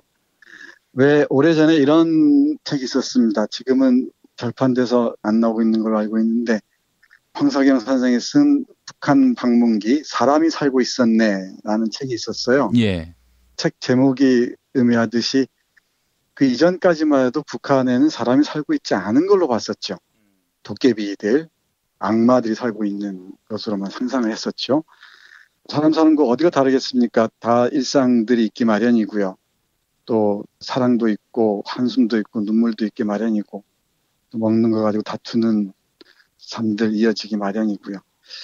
그런데 제가 이 책을 고른 이유는 북한을 악마화하는 시선이 고착화하는 것 같아서 안타까운 마음에 이 사진첩을 우리 시청자 여러분께 소개해드립니다. 직접 사진을 보면서 설명드리면 훨씬 좋을 텐데 예. 보이지 않는 라디오니까 우리 청취자 여러분들께서 이 책을 어디서 구하셔서 도서관에 가면 다 있을 겁니다. 여기 이 책을 펼치면 이런 글이 짤막하게 실려 있습니다. 사진에 담겨 있는 북한의 사람들은 비록 어렵게 살고 멀리 떨어져 있긴 하지만 다정스럽게 다가오는 우리 고향의 이웃들이었다. 비록 제한된 공간에서 이루어진 작업이긴 하지만 나의 사진에는 꾸며지지 않은 북한의 일상이 재현되어 있다. 이 사진집이 남과 북이 갈등과 반목을 넘어서서 서로 함께하기 위한 실마리를 조금이라도 마련해 줄 수만 있다면 하는 바람이다. 이렇게 사진작가가 쓰는데요. 우리는 북한에 대해서 너무나 모르는 것 같습니다. 예. 제한된 정보 때문이기도 하겠지만은 획일적인 사진들만을 계속 반복해서 보여주잖아요. 광장에서 행진하는 군인들, 무기를 전시하는 모습들, 그리고 대군중들의 일사불란한 움직임들, 이런 것들만 우리에게 익숙한데 사람 사는 데가 그렇지 않다는 것은 이 사진을 보면은 금방 알 수 있습니다. 네. 표지의 할아버지가 풀을 등에 지고 하얀 염소 한 마리를 끌고 가는 사진이 실려 있습니다. 예. 이 사진의 제목이 저 뒤에 보면은 연로보장이라고 돼 있네요. 예. 연로보장은 정년퇴직인 모양입니다. 사진을 보면은 야트막한 산이 보이고 뒤로 그리고 벼가 자라고 있습니다. 사진 설명은 이렇게 되어 있습니다. 연로보장한 노인이 염소와 함께 풀을 베어 집으로 돌아가고 있다. 한없이 평화롭고 서정적인 북한의 농촌 풍경처럼 다가오지만 이 풍경 안에는 절절함이 숨어 있다. 북한의 주민들에게 염소는 귀중한 생명선이기 때문이다. 북한에서 소는 개인 재산으로 인정하지 않지만 염소는 개인도 키워 젖을 짜서 먹거나 장마당에 내다 팔 수 있도록 허용하고 있다라는 담담한 해설이 실려 있고 2002년 함경남도에서 찍었다고 합니다. 예. 여기 실려 있는 사진들 대부분이 1997년부터 2003년 무렵까지 남북이 그나마 좀 화해 국면일 때, 그리고 북한에서는 고난의 행군을 통과하고 있을 때입니다. 함경남도에 제한돼 있어서 북한의 전모를 보았다고 할 수는 없겠지만 그럼에도 북한의 농촌과 소도지를 중심으로 하는 민중들의 일상들을 정말 고스란히 볼 수가 있습니다. 이 사진에서 눈에 딱 들어온 게, 우리 김 PD는 그런 경험이 없겠지만 우리 어릴 때만 해도 산에 가서 그 소나무 낙엽을 긁어다가 땔감으로 썼어요. 지금 뭐 산에 가면은 이런 소나무 이파리들이 다 쌓여 있죠. 그 솔잎을 말씀하시는 겁니까? 네, 그렇습니다. 떨어진 솔잎들을 갈퀴로 긁어다가 묶어서 짐을 지고 내려와서 쌓아놓고 겨울을 나곤 했습니다. 그 모습이 그대로 이 사진에 실려 있습니다. 겨울나기 땔감이란 제목 아래 두 남자네가 자기 몸피에 2배쯤 돼 보이는 가리나무, 솔잎을 땔감을 등에 지고 가는 풍경이 있는데 제 어릴 때 모습이 그대로 기억이 납니다. 제 어릴 때 제 누이들하고 산에 나무라러 가면은 누이들은 아주 크게 나무찜을 묶고 저한테는 이게 베개만하게 묶어서 제 등에 짊어지고 내려오곤 했는데 그 시절이 정말 아리게 떠오르네요. 이런 걸 어떤 추억처럼 오래된 과거를 소비하는 수준에 멈출 게 아니라 땔감 때문에 고생하는 북녘의 현실을 우리가 이해했으면 좋겠습니다. 이 사진마다 아주 담백한 담담한 어조로 해설이 실려 있는데요. 여기 보면은 이렇게 적혀 있습니다. 돈이 있거나 힘이 있는 사람은 장작이나 석탄을 사서 연탄을 찍어 밥을 하고 방을 따뜻하게 하지만 대부분 주민들은 소나무 낙엽을 긁어 모으고 고추대, 강낭즙 등의 농작물 부산물이나 불에 태울 수 있는 모든 것들을 집으로 가져가서 모아놓아야 혹독한 추위를 춥지 않게 보낼 수 있다. 네, 이렇게 적혀 있습니다. 예. 가슴이 먹먹해지면서 눈가에 눈물이 맺힐 것 같기도 해요. 그리고 또 한 장의 사진 소개해 드릴게요. 예. 피수학이라고 했는데 혹시 우리 김 PD 피 아십니까? 피. 그 곡식. 네, 오래전에 신석기 시대나 이럴 때는 피를 먹었다고 하는데 우리는 논에 피가 있으면 다 뽑아내잖아요. 예. 피살이라고 해서. 근데 북녘에는 자기 땅이 없으니까 물을 끌어들이는 농수로 있죠. 예. 농수로에 피를 뿌려서 그걸 재배한다고 합니다. 그래서 이 논두렁이나 이 농수로에 자란 피를 수확해서 그걸 식용으로 삼는다고 하네요. 우리가 뭐 피죽을 끓여 먹는다 이런 말 쓰잖아요. 예. 식민지 시대 때나 있었을 법한 풍경들이 이 사진에 고스란히 찍혀 있습니다. 어떤 젊은 아낙네 둘이 피의 대가리를 잘라 수확하는 장면이 그대로 보이네요. 예. 가난했던 우리 그 60, 70년대 풍경들, 멀리는 식민지 시대의 풍경들까지도 떠올릴 수 있을 것 같습니다. 또 그런가 하면 데이트하는 남녀를 찍은 사진도 있어요.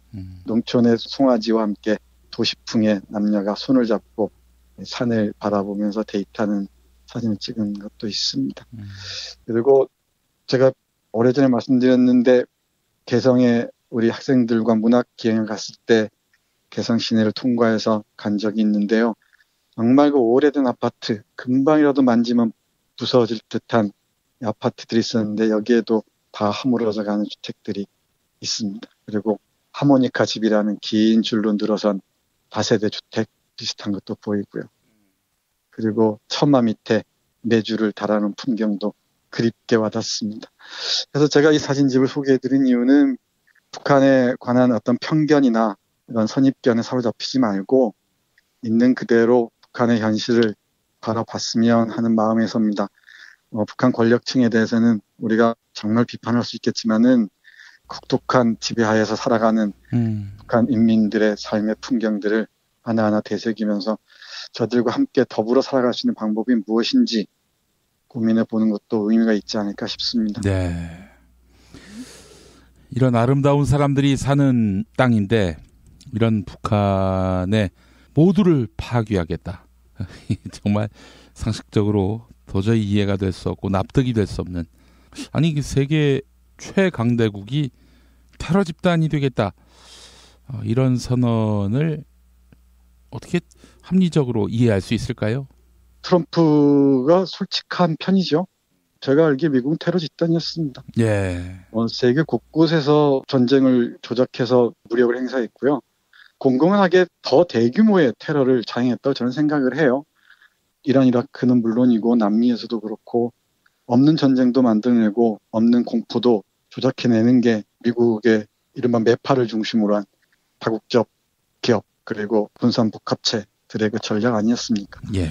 그러니까 북한의 민중들이 이렇게 고통으로 가득한 이 삶을 살아가는 것도 아마 미국의 대외 세계 전략과 관련이 있겠죠. 이렇게 고립시켜 놓으니까 네. 어떻게 움츠고 뛸 재주가 있겠습니까? 자력갱생이니 뭐니 하지만 정말 그 일상들을 제대로 영위할 수 없는 도탄의 상황에 처해 있는 거죠. 네. 북한 권력의 잘못도 없지 않겠지만은 제가 보기에는 전방위적인 대북 고립 정책이 더욱 이렇게 한반도 상황을 어렵게 하지 않는가 싶습니다. 예.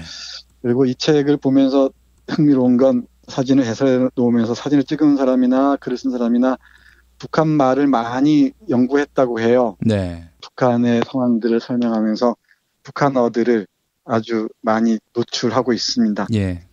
근데 뭐 검문소를 차단소라고 하거나 시장을 장마당이라고 하거나 그리고 보험 모짜리를 냉상목판이라고 하거나 이 북한어를 배우는데도 도움이 될 것 같고요. 또 우리가 어떤 검문소에 서 있는 우리가 스톱이라고 쓰잖아요. 예. 거기에는 푯말이 섰 이렇게 써 있네요. 이게 사진 한 장에 딱 나와 있습니다. 북한어를 하나씩 알아가는데도 좀 많은 도움이 될 것 같습니다. 예. 아무튼 이 사진 한 장 한 장이 좀 아리면서도 안타까우면서도 슬프게 와닿습니다. 이 책을 꼭 한번 뒤적여 보시면서 북한의 현실에 한 걸음이라도 다가가서 이해의 길이 좀 넓어졌으면 합니다. 알겠습니다. 자, 정선태 교수님, 이렇게 추석 명절을 앞두고 북한 이야기를 들려주시는데요. 이 현실이 아프게 다가옵니다. 참 많이 아픕니다. 예. 자, 교수님, 내일 뵙도록 하겠습니다. 네, 고맙습니다.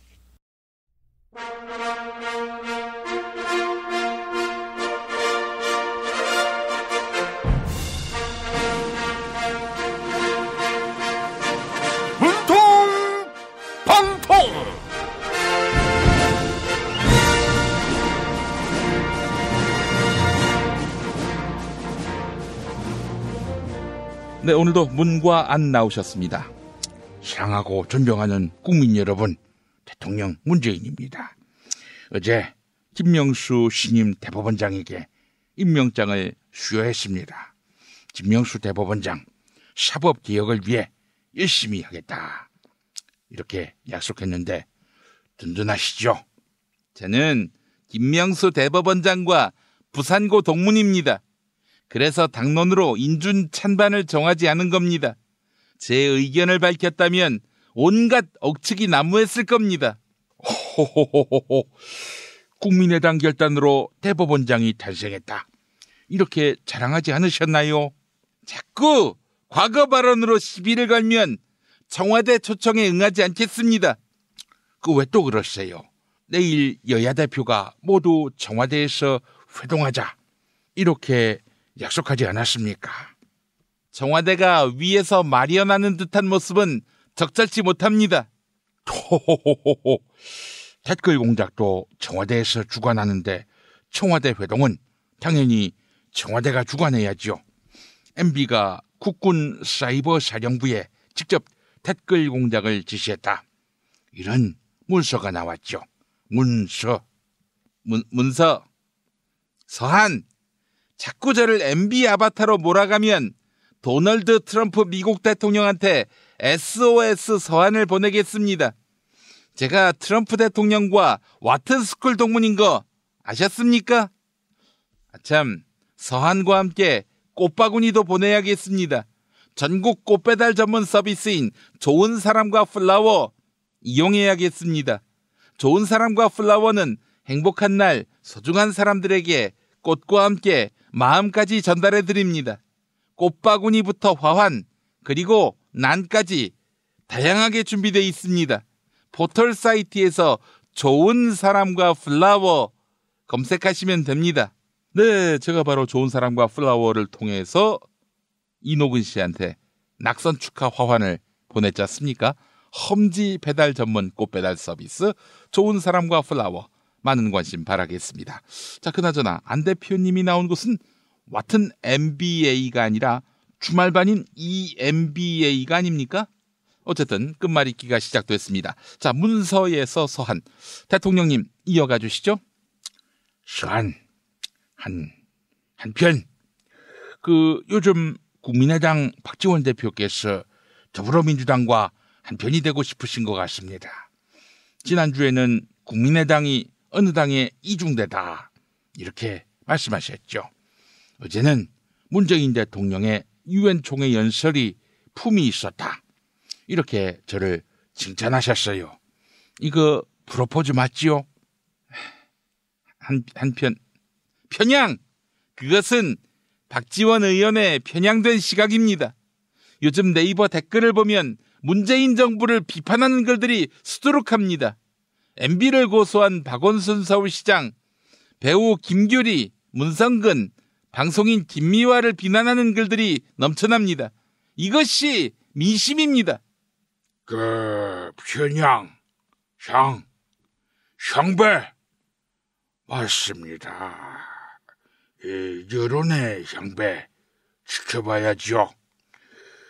문재인 정부가 얼마나 악랄하게 MB한테 정치 보복을 벌이는지 홍보해야 하지 않겠어요. 그래서 자유한국당도 온라인 전사를 100명 넘게 임명했어요. 아이고, 홍 대표님 나오셨습니다. 그 온라인 전사의 친박단체인 엄마부대 주옥순 씨도 있더만요. 향배라고 했습니까? 네, 배신. 홍 대표님, MB를 배신하려고 하는 겁니까? 청와대 여야 대표 회동은 거부했으면서 문재인 대통령과 단독으로 회동하겠다 이렇게 땡깡을 부리고 계십니다. 둘이 만나서 무슨 얘기하려고 그러는 겁니까? MB를 정권에 팔아먹고 대신 홍 대표님 대법원 판결은 잘 봐달라 이렇게 청탁하려고 하는 겁니까? 배신이라 신난다. 고마워요, 안 대표. 그런 묘안이 있는 줄은 꿈에도 몰랐어요. 새끼야! 내가 김명수 대법원장 고등학교 후배야. 홍 대표 너를 팔아먹고 MB 지켜달라고 말할 거라고. 참. 자, 두 분 모두 정신 차리시고요. 자, 오늘도 애청자 여러분이 안 대표님을 대신해서 끝말잇기 이어가 주시기 바랍니다. 팟빵 게시판에 신난다의 다로 시작하는 단어, 이메일 주소, 사연 함께 남겨주시기 바랍니다. 당첨자께 천연 재료로만 만드는 비어를 따다 구운 과자 롤 카스테라 선물해 드립니다. 문통방통 마치겠습니다. 지금부터 KBS 성우극회에서 야심차게 준비한 대한민국 정치 다큐멘터리 드라마의 맥을 잇는 듣는 드라마 특별 기획을 보내드립니다. 제대로 알기 위해서는 그 친구를 파악했습니다. 저는 제가 아주 존경하는 아주 믿음직한 친구 문재인이를 대친구로 돕는 사람을 정말 감사하게 생각합니다. 나는 대통령 마음이 됩니다. 나는 문재인을 친구로 보고 있습니다.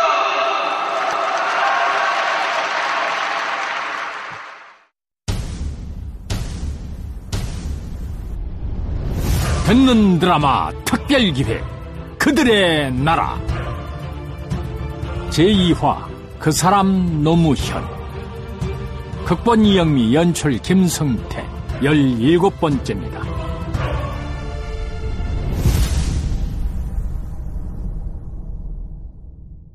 (1987년 1월 14일) 한 서울대학생이 경찰에게 조사를 받던 중 고문을 당해 사망한 사건이 벌어진다.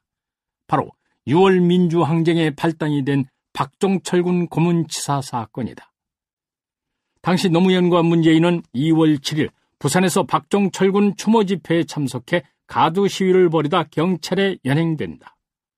연행됐을 당시 진술서에 따르면 노무현은 대부분 질의에 묵비권을 행사했고 문재인은 적극적인 경위를 밝히면서 연행의 부당성에 항의했다고 한다. 자, 48시간 다 됐지요. 우리는 나가겠습니다. 김 변호사님. 나가시다. 잠시 있어 보세요. 영장 떨어졌습니까? 떨어졌으면 갖고 와보시고요. 아니, 아직 그거는 아니지만. 가겠습니다. 비키세요. 변호사님, 잠시만요. 비키세요, 글쎄. 야, 여기! 전경들 여러 명이 몰려왔고. 안 됩니다. 좀 비키세요, 글쎄. 안 됩니다. 아직 계셔야 된다. 비켜세요. 가시게들래. 뭡니까? 공안 부정 같은데 확실히는 모르겠습니다. 48시간에서 한 4시간 구금 더 해놓고 무슨 인심 쓰는 거면 그래.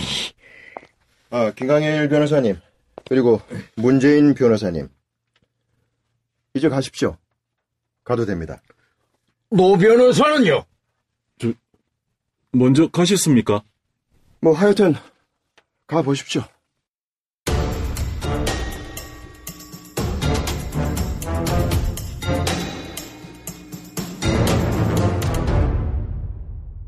문재인은 그 길로 사무실로 갔다. 아유, 노 변호사님은 아직 안 나오셨는데, 예. 그래요? 48시간이 지났으면 법적으로 구금 못하게 돼 있는데. 안 그래도 사모님이 지금 걱정을 하시고 난리가 나십니다. 문 변호사님 여기 계신다 하니까 지금 일로 오신다고. 문재인은 어디론가 전화를 걸었다. 그리고 노무현에 대한 구속영장이 청구됐으나 기각됐고 그럼에도 불구하고 구금되어 있다는 사실을 알게 된다. 문재인은 이 사실을 변협에 알린 뒤 영장 담당 부장판사실로 달려가는데. 자, 사무장님, 저 좀 나갔다 오겠습니다. 예? 아니 지금 사모님 일로 오신다니까요.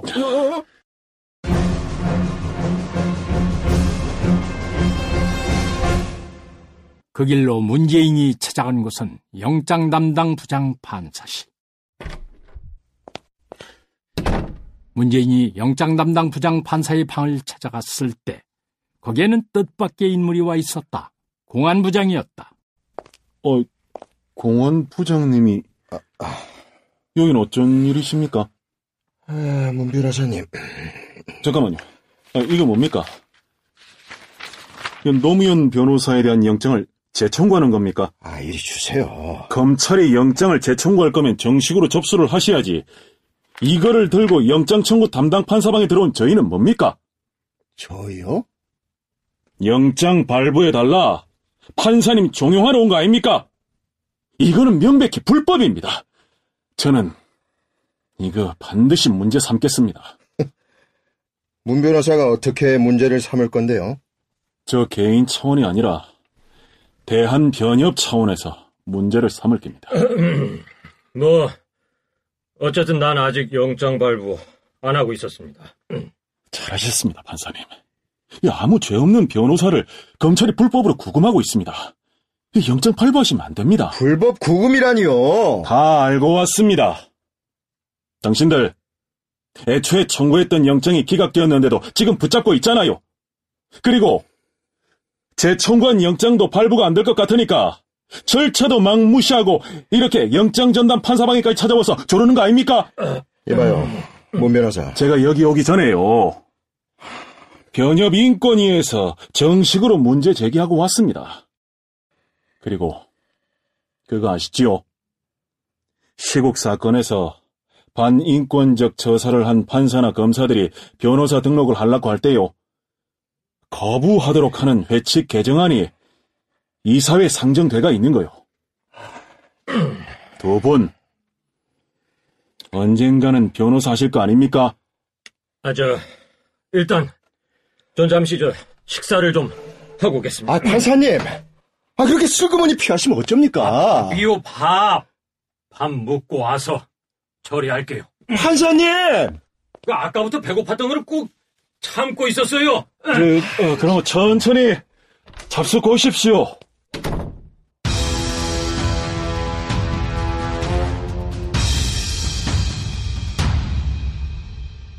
그날 영장 담당 판사는 식사를 하러 간다고 나간 뒤 바로 퇴근해버렸다. 검찰이 정식으로 영장 재청구를 접수하지 않았던 터라 영장 판사가 처리를 하지 않고 그냥 퇴근을 해버려도 검찰의 입장에서는 어쩔 수 없는 상황이었다. 그렇게 되고 보니 누구세요? 저 판사님 계십니까? 저 공안부장입니다. 공구장이요? 공구장이 뭐지? 공구팔로 오신 거예요? 아니요. 저 공구장이 아니고요. 부산지검 공안부장이요.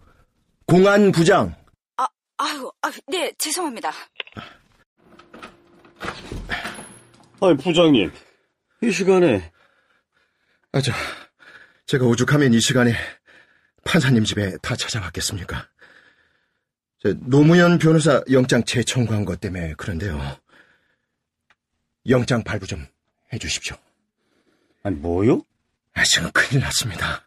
이게 이 법무부 장관님한테까지 보고가 된 건데 이 영장 발부 못 받고 노 변호사를 그냥 풀어주게 되면 부산지검 공안부가 독박을 쓰게 되는 일입니다.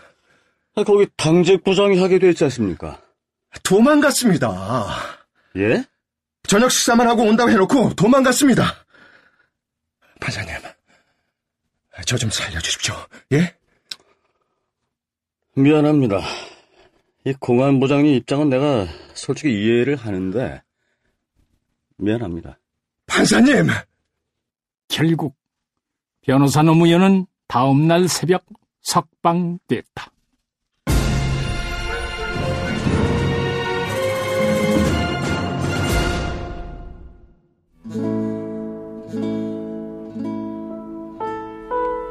너무 슬퍼하지 마라.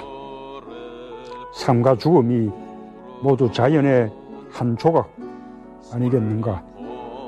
미안해하지 마라. 누구도 원망하지 마라. 운명이다. 화장해라. 그리고 집 가까운 곳에 아주 작은 비석 하나만 남겨라. 오래된 생각이다. 비바람 맞고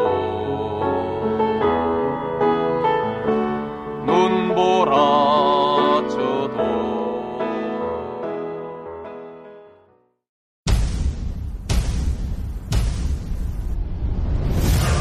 듣는 드라마 특별기획 그들의 나라 제2화 그 사람 노무현 이영미 극본 김성태 연출 17번째였습니다.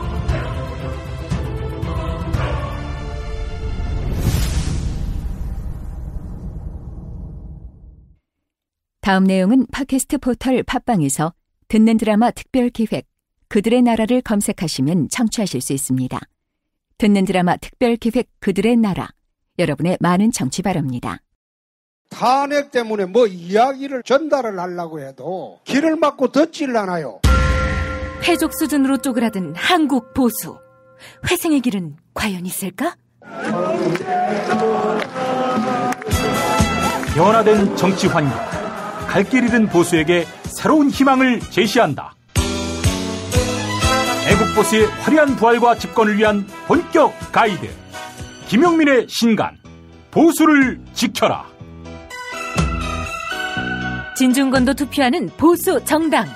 광주에서도 일당이 될 수 있는 보수 정당. 젊은이들의 입당이 줄을 잇는 보수 정당. 언제까지 민주당 정의당을 부러워만 할 것인가? 부러우면 진다니까? 자유한국당 당원 김용민이 쓴 보수를 지켜라. 이김에서 나왔습니다.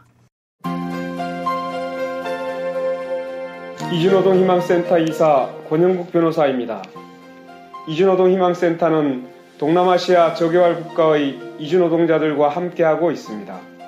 시골 오지 마을에 학교를 만들고 마을 주민들이 공동체를 이루어 운영하도록 돕습니다. 포털 검색창이나 페이스북에서 이주노동 희망센터를 검색하시어 후원회원이 되어주세요. 노동 존중 생산과 소비를 통한 사회연대를 추구하는 문자당이 함께합니다.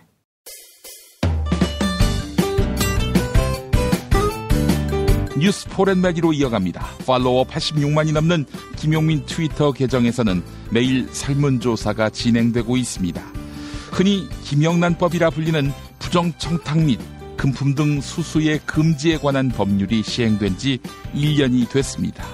청탁금지법은 시행 전부터 개정의 필요성을 언급하는 목소리가 높았는데요. 지난 7월 청와대는 국민권익위원회에 청탁금지법에 대한 보완책을 요구하기도 했습니다. 청탁금지법에 의해 농축수산물과 화훼업계가 피해를 입고 있다는 것입니다.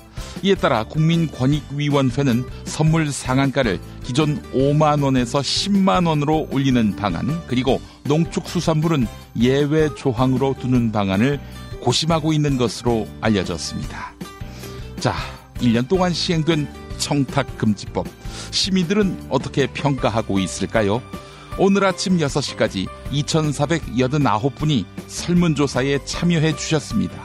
56%, 절반 넘는 시민들은 청탁금지법을 현행보다 강화해야 한다, 이렇게 입장을 밝혀주셨습니다.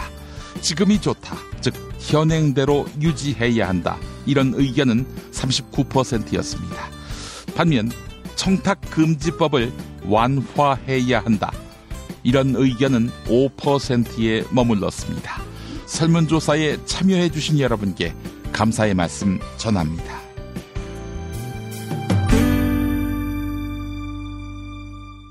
팟캐스트 포털 팟빵의 김용민 브리핑 게시판에 올라온 사연 일부 소개하겠습니다. 소나무 정원님, 새누리당 정치인들이 온갖 막말을 쏟아내고 있습니다. 적폐들에겐 엄정한 법의 심판과 응징이 필요합니다, 라고 해주셨고, 아들 김규진 사랑해님, 유인촌 이야기가 나오니 갑자기 화가 납니다. 부역자나 기회주의자들은 설 곳이 없어져야 합니다, 라고 해주셨고, 마당새 7호님, 미국과 일본이 한반도의 긴장을 고조시키고 있습니다. 그런데 그 언론도 이들에 대해 비판하지 않고 있습니다. 왜 우리나라 보수들은 모두 사대주의에 물들어 있을까요? 비겁하고 치사한 사람들이 보수인 것 같네요, 라고 해주셨습니다. 네, 여러분의 의견 감사합니다. 2017년 9월 26일 화요일 김용민 브리핑 모두 마치겠습니다. 애청해주신 여러분 감사합니다.